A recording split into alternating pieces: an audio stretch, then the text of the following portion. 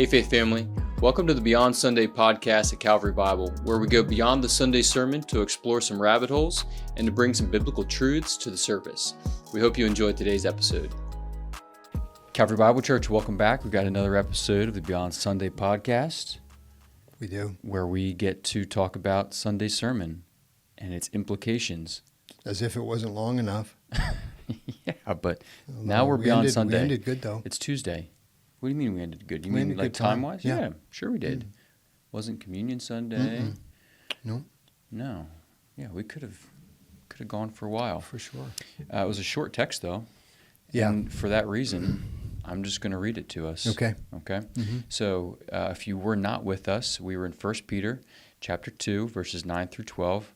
And the core value for the week was disciple making. All right? Can I tell you something funny, though? So here's your joke, if you were here on Sunday, or if you were watching on Sunday, I made reference to, I wish the analytics would tell us who's watching live stream in their PJs. So I've got my phone in my lapel Sunday pocket morning of my jacket. Yeah.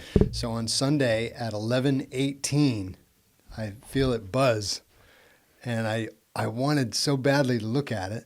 I bet. And I didn't, but I should have, because if I'd have pulled it out, I would have read you a note from MJ Morgan, who said, I'm watching, and then she lists pajamas, hot chocolate, and a blanket or something like that. It was so classic. MJ. So, yeah, it was pretty cool. Making us all quasi-jealous. Yeah. But she's probably would have rather been here. Knowing MJ, I know she would have rather been and here. that's how she started. Yeah. But then she listed, I'm tracking you with this. So. Yeah, that's funny. Yeah, it was funny. Yeah, you could have brought that right up. And It would have been great. all right, here we go. 1 Peter 2, 9 to 12. But you are a chosen race, a royal priesthood, a holy nation, a people for his own possession, that you may proclaim the excellencies of him who called you out of darkness into his marvelous light.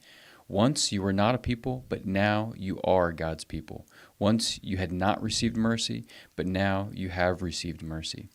Beloved, I urge you as sojourners and exiles to abstain from the passions of the flesh, which wage war against your soul.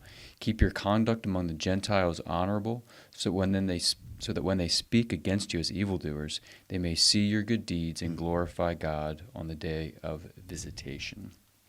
All right, so question 1. Verse 9 starts off with 4 of these special classifications, okay? Chosen race, royal priesthood, holy nation, people for his own possession. That feels Jewish to me, right? Like there's some understanding their background knowledge. So why does Peter, who is Jewish, but why does he choose those? Is this a Jewish audience? Is it a Gentile audience? What's up with those 4 things and why? Yeah, I don't have it in front of me, but I can see your scriptures. You've got the opening of 1 Peter, so it's written to the elect exiles of the dispersion. So actually, if I'm remembering right from my studies, I believe that's in like the country of modern-day Turkey, just south of the Black Sea, mostly Gentiles. Yeah, so I think the language that you're seeing is reflecting the continuity between us and Israel. We would want to keep some distinction between the two, but in this case, it's more continuity than difference here, than contrast, because the language used, a royal priesthood and a holy nation, those 2 middle terms are used of Israel in Exodus 19. So I would say that it's because of the continuity and the progress of Revelation, where God is giving the church now the assignment that Israel failed. So one of the reasons why this is important for Beyond Sunday, as we were talking a moment ago, is about the Beyond Sunday concept. It's because now what we have this week is we have the opportunity to say, okay, we're the ones now that God has chosen to do a particular assignment in the world. And let's remember that. That's why it's important. I was thinking about, should I just spend a second and say, you'll notice in your Bible study in verse 9, you are these things. So that's God announcing a reality about his people. The question for us is, do we believe that or not, which is that first point, our special status. I forget how it was worded, but Yep, that's it. so So that opening announcement of the 4 character traits is for us to agree with God and say, this is who we are in the world. He's the one that made us like this. Now we're set to say, okay, what's our assignment? Okay. So just for Beyond Sunday's sake, our mission of disciple making, it starts by laying the foundation of who are we in Christ. Yeah. How does God see us? Yeah. And am I right that verse 10 there, once you were not a people, but now you are God's people. Once you had not received mercy, but now you have received mercy. Hosea? Hosea, I think it's like 2:23 or something like that. So it's verbatim. Yeah. And the Hebrew wordplay, as you may remember those names of those folks. His children. Yeah, so not my people, lo ami, and then, no mercy, and so forth. So there's a great wordplay in the Hebrew that's lost in this Greek translation. Okay. But yes, it is a direct quote. Yeah, and that's such a powerful picture in Hosea of God's just immense love for us and unconditional love. And when we deserve judgment. Yeah, right. And just the picture that is painted there through Hosea and his children is pretty incredible. And that's us. Yeah, verse 9a, and then also verse 10 together is us. That's right. Yeah. So with that kind of framework in our mind, this understanding of who we are, how God sees us, now we're kind of given these instructions to... Here's our assignment. Here's how to live. And the one that, Jonathan, the one that in 9, the one that struck me the most was a people for his own possession. By the time you get to that, you realize that, okay, my life this week, today does not belong to me alone. This is, I belong to God. So I need to function for him because he owns me. That really struck me as, that's why I think I said on Sunday, to the degree that you believe that you are in this category, in these 4 categories, that's the degree to which you're going to be effective and on mission for him. Yeah. And being a disciple maker, which was, I think, the third core value, right? We're new creations going to our neighbors and nations. Yeah. That reminds me, Chet Heister was teaching through Romans and pointed out Paul's designation of himself as a slave, a doulos. Yep. And he was owned. Yep. Right. Exactly. And strong language in the New Testament for that. Yeah. So you get your marching orders. Yep. From the slave master, the owner. So we are owned. It's a good reminder. And then he goes on in verse 11, right, to give us these instructions, right, for living. I urge you as sojourners and exiles to abstain from the passions of the flesh which wage war against your soul. It's so easy to lose sight of that. What actually is discipling us in this world? We've said countless times now, the secular sermons, the things that the voices in our life that are trying to disciple us, and so there's a pretty hard reminder here to stay separate from those things. That's right. This world is not our home. So true. So be on guard against those. Yeah. But then he goes on to say, that we're to proclaim the excellencies, right, of him who called us out of darkness. And that's the mission. Yeah, that's the mission. That sounds like that's pretty. I don't know. How do I go about proclaiming the excellencies of? Yeah, I think that when we had that segment on Sunday, I was trying to give an evangelistic method, or a method of evangelism, where you could talk to a non-Christian and talk to them about God's moral excellence, his moral character.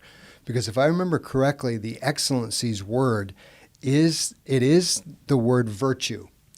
So it's and if you're part of the foundations group with me, then remember that that's the first of 7 things that we add to faith in 2 Peter chapter 1, somewhere beginning around verse 5 and following. So here, what we're supposed to do is report or announce. Here it's translated that you may proclaim.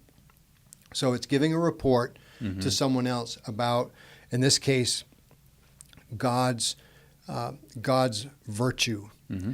Now, the importance of this, though, is when it's translated excellencies, it's because that this Greek term is a virtue that is above the norm. It's an exceptional virtue. And so what you're saying to a person, potentially to a non-Christian, is you're telling them about how great God's character is. Mm-hmm. And you could pick like the one I was reading yesterday and thinking about this coming Wednesday, was God's goodness. Mm-hmm. The fact that God is only good. And there's no one else like that. I mean, he is only good, and that goodness is perfect goodness. I mean, there's so many things that differentiate him from me. Mm-hmm. So that's one of these things that if we're on mission, look for the opportunities to explain to other people about the excellent character of God. So, correct me if I'm wrong. It doesn't feel like a natural, normal thing for most people to just proclaim. Let me proclaim the excellencies of, or let me tell you about how good God or excellent God is, virtuous God is. So how does... I know, but think about... when I say correct me if I'm wrong, should that, I think part of what I'm getting at, should that be more normal for us? Well, I want to say I think it is. So you've been watching some of the football games? A little bit, right? Yes. Mm-hmm. So, I was in a conversation earlier with Austin. Mm-hmm. When I came in earlier today, I said, "Hey, did you get a chance to catch any of the games on Sunday?" And that Chiefs and Bills games, right? Did you see the fourth quarter? So yes, I did too. I caught the end. I caught the fourth quarter. But it's interesting. Listen to any football fan and talk about the Bills, and it would be hard to not hear them say, not to report on the excellence, the skill level of Josh Allen, their quarterback. Mm-hmm. So it is actually more natural than we think when you think about the way in which we describe someone who's exceptional. Mm-hmm. So what's missing in our Christian testimony, though, is we're not so enamored with God as we are with a Josh Allen or Brock Purdy for the San Francisco 49ers. Look at the exceptional play, that we're seeing out of the Baltimore Ravens and their quarterback as well. So there's all this, this talk about these athletes in a way that is very natural to us. Mm-hmm. We report or announce or we proclaim their excellencies. Mm-hmm. I forget the guy for Kansas City, Mahomes, Patrick Mahomes. Whatever his name is. But look at the kind of postseason he's putting together. Mm-hmm. It's like after a mediocre. So we do this. Sure. Yeah. Now the other thing to remember is that I think for us, and I'm going to put myself in this category, I would say that you may proclaim Christ or something along those lines. I think we would be quick to go in that avenue, down that avenue, where this verse is that you may proclaim the excellencies of him who called you out of darkness into his marvelous light. That's God. Mm-hmm. So I was trying to urge a type of method. Start your focus on the character of God. So when you get in a conversation, you're right. Maybe it's not this first, let me proclaim the excellencies of him, mm-hmm. but you could be in a conversation where you have an opportunity to bring up the subject of God's character in a world where it's missing. Mm-hmm. So yeah, I think some people are better at that than others. Agreed. My marriage is one of them. Rebecca's much quicker to say, "Oh man, God has been so faithful to us this year," mm-hmm. And be quick to give him the credit that he deserves. Yep. And I tend to be a little more passive in that. Mm-hmm. And for different reasons maybe. Yeah. But I think that's a way for me to kind of try and lean more in that direction mm-hmm. because if it's important to me, like if the Bills are important mm-hmm. to you, you talk about the Bills. Notice that we're not talking about the Cowboys or Eagles right now. But whatever it is that's important to us, we talk about. Mm-hmm. And at least for me, it's probably a good question to ask. How important is my walk with the Lord? How important is my study of God and his word? Because if it was as important as it should be, it would probably be on top of my mind more often than not. Yeah, and I think, for us this week, the end of verse 9 is a great angle for evangelism. And that's even that alone, I think, will help us, because it's not first and foremost we have to tell them about Jesus. It is also God's character is the reason for Jesus. I mean, it's because he loved us. Yeah. That it's because of his loving kindness that he sends his son and so forth. So I think this is good for us to think through. How do we talk to non-Christians? And are we ready to say that God is good? And I'm just picking out one of his attributes. Yeah. And so I got a little bit out of order there. I jumped into verses 11 and 12 and then back into 9. That's okay. But one of the things I wrote down is just kind of that two-folded or two-sided mentality of our disciple-making efforts. And one, we do need to proclaim, right? But verses 11 and 12 there get to our character and, not just proclaiming it but with our words, but with our life. Yeah, and what do they see? And that's something that, goodness, if we're not, right, in our workplaces or in our neighborhoods, wherever, backing up our words with our lifestyle, not that we need to be perfect, but it does the message a lot of harm. It does. I love the end of those last two verses to have those two instructions that say, hey, when you're living amongst the non-Christians, you can see, by the way, the use of Gentiles in 12, keep your conduct among the Gentiles honorable. You can see, once again, your comment earlier about who is this aimed at. I mean, you're living amongst the the pagans. That would be another way to put that. So when you're living among the pagans, make sure that it is a lifestyle that is attractive to the eye. And I tried to spend a little bit of time on that so that you could see honorable in its true light as being a lifestyle that when they see it, they go, wow, that's attractive. There's something about that life that's attractive, which is really good, right? I mean, any of your interaction that you're having with any non-Christian this week, just make sure that you are winsome, attractive in the way you live. Let that be a spirit of God thing rather than something you're trying to put on, but certainly allow God to give you that type of lifestyle. I mean, it's a huge testimony, and look at the possibility of they see it, they see your lifestyle. In this case, they see your good deeds, which is, of course, Peter borrowing from Matthew 5, the Sermon on the Mount, that they may see your good works and glorify your Father, which is in heaven, is almost it is a restatement of Jesus in Matthew 5. So there's the possibility that they'll get saved because of what they see. It's pretty cool. Yeah, it is. And I think, you can answer this question, but what are some of the things that you think people see first? Joy. Yeah, okay. Joy. Do they feel love? Okay. Look at the first two fruit of the spirits. Yeah. Right? I mean, out of order, but. Sure, yeah. So that's just my take on that. I think about when I'm interacting with neighbors across the street in the neighborhood back there. I'm thinking about, what do they actually see? I mean, what do they see? That sets you apart. Do they sense that I care for them? Do they sense that is there joy and happiness when we interact? I think that's important. And then how about just integrity that says you go up to someone and you say, look, I'm really sorry, I blew it.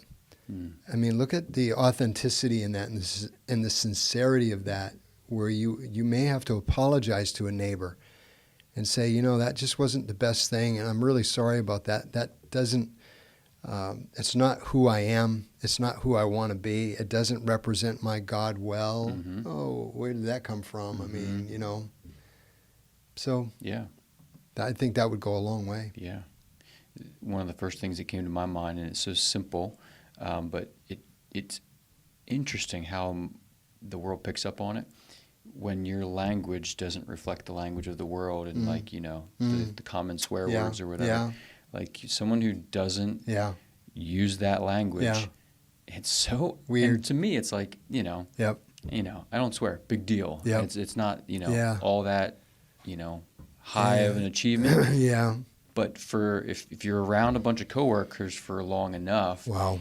and that's kind You of mean at the church? culture. Yeah, exactly. I mean, Austin in particular, potty mouth. But if you're in a work culture where that's like commonplace, Yeah. and then you just, Yeah, it's not there. your language, to me it doesn't stand out. But to someone else, it's like they pick up on that really quickly for some reason. So it's funny Yeah. how even just very small things to us Yeah. can set us apart. And Yeah, and another one might be too. I think they would pick up on this really quickly if you didn't follow through with something you said you were going to do. yeah, I think they would be quick to say, "Man," yeah, because they probably see a lot of unfaithfulness in the world. Mhm. When they should see faithfulness in us. mm-hmm. But yeah, That's good. the instructions still are so important for us to make sure that we're performing in the world in a way that God gets the glory. Yeah, no, that's good. So to tie things up here a little bit, let's go back to that phrase that we use. We are new creations going to our neighbors and nations. And this passage, I really think, summed that up well because it just laid that out. We're new creations. We're a chosen race, a royal priesthood, etc. Yep. Right? And because of that, now we're on mission. Yep. Let's go. We've got a job to do here while we're here. And so let's make good use of what we have with our words and our actions. So Yeah. And you hope it's a collective effort, right? I mean, you, me, us, you hope all of us are, spreading that light in a dark world, putting a text like this into practice beyond Sunday. yeah, good deal. Okay. Well, that's, I think, good for now. That's it? Yeah. You All happy? right. I am. Oh, yeah. If you're happy, I'm happy. Great. Well, thanks for joining us. Podcast at cbcmj.com is where you can send your questions. Oh, okay. Yep, it's Good. new. Excellent. Just kidding. It's not new at all. And that's enough of Randy and I for today. So thanks for joining us, and we'll see you on Sunday. All right. Love you guys. Thanks again for joining us on today's episode. And remember, our Sunday sermons are meant to lead us to a life of worship beyond Sunday.